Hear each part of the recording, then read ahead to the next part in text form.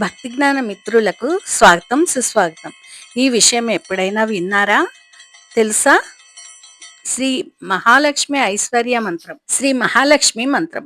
ఓం శ్రీం హ్రీం క్లీం మహాలక్ష్మీ నమః. ఈ మంత్రము 108 సార్లు పఠిస్తే మహాలక్ష్మి సౌభాగ్యం లభిస్తుంది. ఈ శుభదినం అందరికీ మంచి ఆరోగ్యం, సంతోషం మరియు శాంతిని అందించాలని కోరుకుంటున్నాను. సుసంపన్నమైన సంపద మరియు శ్రేయస్సు మీ అందరికీ లభించుగాక. మీ జీవితాలు ఆనందం మరియు శ్రేయస్సుతో నిండిపోవుగాక.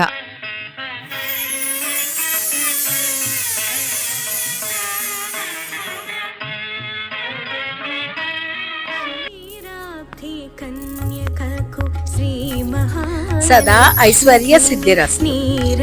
సర్వే జన సుఖినో భవంతు.